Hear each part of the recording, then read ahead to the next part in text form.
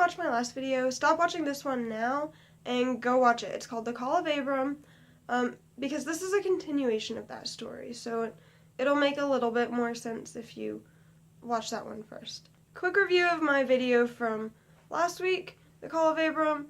I talked about how they went to Egypt. I ended the video with this story, how Abram and his wife Sarai went to Egypt and they lied to the Pharaoh and said that she was his sister, and then the Pharaoh slept with Abram's wife, and then God punished the Pharaoh even though he didn't know he was doing anything wrong, and Abram ended up with like gold and silver and livestock and stuff. Genesis chapter 13, Lot and Abram decide to separate, and if you don't remember, Lot is Abram's nephew. Lot pitches his tent near Sodom, and Genesis chapter 13 verse 13 says that the men of Sodom were wicked, but it doesn't explain how or why they were wicked, it just says that they were. So Abram moves his tent to Hebron, and God promises Abram's offspring that land forever. In chapter 14, we have like a lot of fighting between kings going on. There's like 4 kings versus 5 kings. Somewhere in this mix, there's the kings of Sodom and Gomorrah, and they're all just fighting with each other.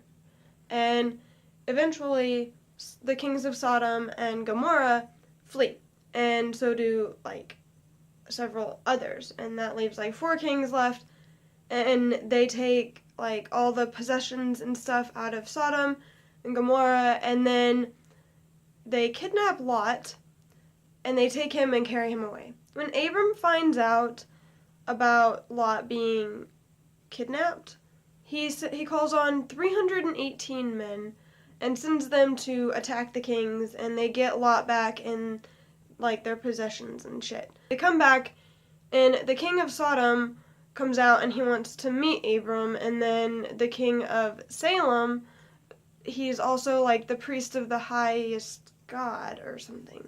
The priest of God Most High. He brings Abram like bread and wine and stuff. Abram gives him 1/10 of everything that he has. Now we're gonna get into chapter 15, and this is where things start to get a little bit questionable, in my opinion. So Abram's upset because he doesn't have a son of his own, and he doesn't have an heir, and he's going to have to leave all of his stuff to his servant, and he doesn't want to do that. So God tells Abram, well, don't worry, you will have a son. But remember, like, his wife is barren. She can't have children, so God's promising him a son, and she can't have children. So keep that in mind. We're going to get to that in a minute. God tells Adam to bring him like a cow, a goat, and a ram, and they all have to be 3 years old, and then there's a pigeon and a dove, and I think the pigeon has to be like a young pigeon, and he wants him to sacrifice them. So Abram takes all these animals and he cuts them in half, except the birds. He doesn't cut them in half, he just kills them, but he cuts the other ones in half, and then he protects them from like birds of prey coming to try to eat the carcasses, and I guess he burns them and offers it to God, and I guess it's a thank you for telling me that I'm gonna have a son. Like, he's gonna be a dad, so he's happy, and he kills animals, because that's how you're supposed to celebrate when you find out you're gonna be a dad. Anyway, so after Abram, like, brutally murders these animals, he falls asleep, and this darkness falls over him, and I'm just gonna read Genesis 15, like 13 through 16, real quick. Then the Lord said to him, know for certain that your descendants will be strangers in a country not their own, and they will be enslaved and mistreated 400 years. But I will punish the nation they serve as slaves, and afterward they will come out with great possessions. You, however, will go to your fathers in peace and be buried at a good old age. In the 4th generation your descendants will come back here, for the sin of the Amorites has not yet reached its full measure. I mean, that was kind of rough to me. I mean, your ancestors are going to be slaves, and they're going to be mistreated for 400 years. But, don't worry, because I'm going to destroy that nation, so it's okay.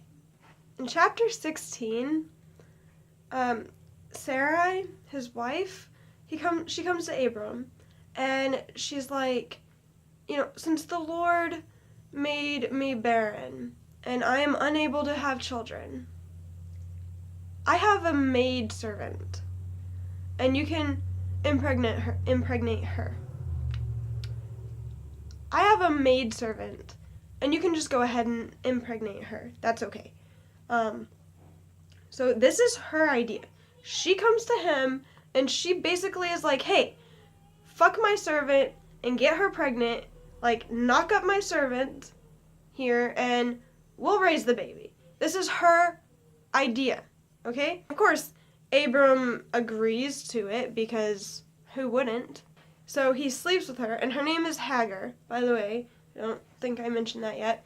So he sleeps with her, and he gets her pregnant. And then when she finds out she's pregnant, because they didn't even tell her, like, she didn't know that they were intentionally trying to impregnate her. She didn't even know.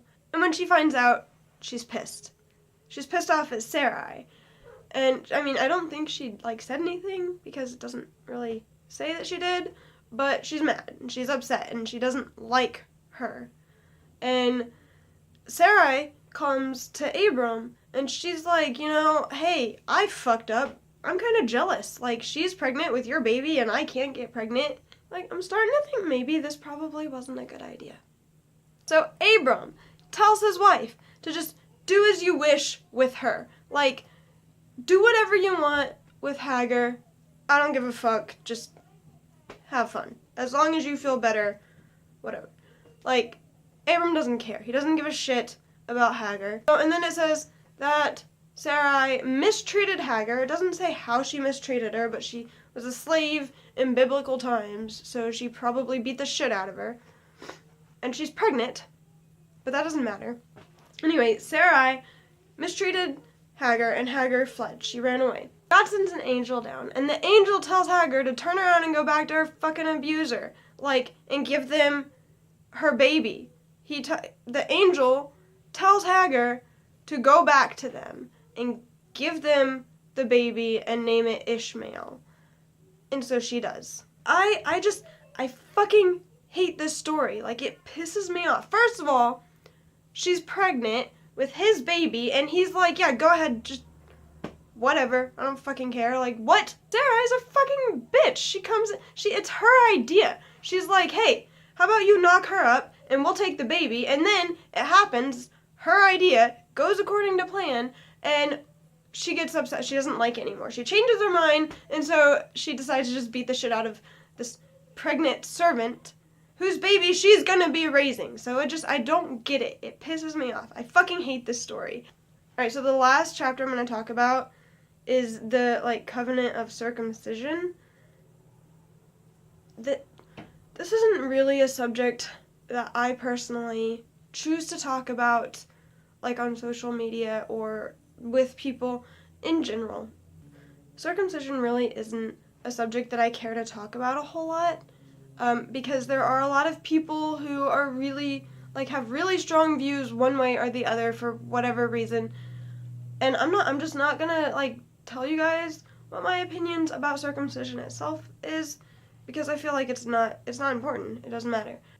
I will be covering the story, though, because it is an important story, and it's really fucking weird. It's a weird story. So God decides to change Abram's name to Abraham, and he changes Sarai to Sarah. So we have Abraham and Sarah, and that's, the names that everybody actually knows them by. So that's what we're going to call them from now on, Abraham and Sarah. God makes Abraham the father of many nations, and he also makes Sarah to where she's not barren anymore, and she can have kids now. God, blesses Ishmael, and he tells Abraham, you're going to have a son, and you're going to name him Isaac. But in return, you have to get circumcised. And not only do you have to get circumcised, but every person, in your household, every male person in your household has to be circumcised. Ishmael, who is 13 years old now, has to get circumcised. Abraham, who I already mentioned, is 99, is getting circumcised, and every other male in their household. It also says that babies should be circumcised at 8 days old. And, well, I mean, we don't do that. We don't do that, at least in America, in this culture. We do it, like, the first or second day, if we do it at all. Have you guys seen that movie, Year One, and, like, how fucking insane Abraham is, like, depicted in that movie? I feel like that was pretty spot on. Like, that's pretty much how I see Abraham. He's a fucking lunatic. Like, first he goes to Egypt and he lies, and he basically, like, steals from them in a way, and then he comes and knocks up his servant, and then lets his wife beat the shit out of her, and then takes her kid, and then fucking gets his wife pregnant, I guess, later, and then decides to get circumcised and force everybody else to get circumcised with them. So they all go on, like, the same day. He goes back to his house and he gathers all the men, and they just have this, like, mass circumcision. It's really fucking weird. I've never been circumcised or anything, but I can't imagine it feels too good. I don't know many people who would be too happy to jump on that bandwagon with Abraham. He's a little crazy. Like, he's hearing voices, and now all of a sudden he wants to go cut everybody's penises. Thank you for watching, and if you haven't subscribed to my video, make sure you do that, because I'm trying to get 100 subscribers so I can change my URL. It's like YouTube terms, I guess. I have to have a certain amount, and I'm not there yet. So help me get there. Share my video, like it, comment on it. Let me know what you think. Hopefully I'm getting a little bit better, still working on it. And also, the lighting in this video is kind of weird because I have this little, like, lamp sitting over here on the dresser, and it sucks. But I ordered new lighting and a new camera and, like, a tripod and all that stuff, because you should see the setup I have right now. You're, like, on a stool on something else, you're stacked up, and I'm using my phone to record, so it sucks. So I'm going to be getting all that new stuff, and I should be getting it on Friday in 2 days, and I'm really excited, so my next video hopefully will be better quality. So make sure you come back and check it out.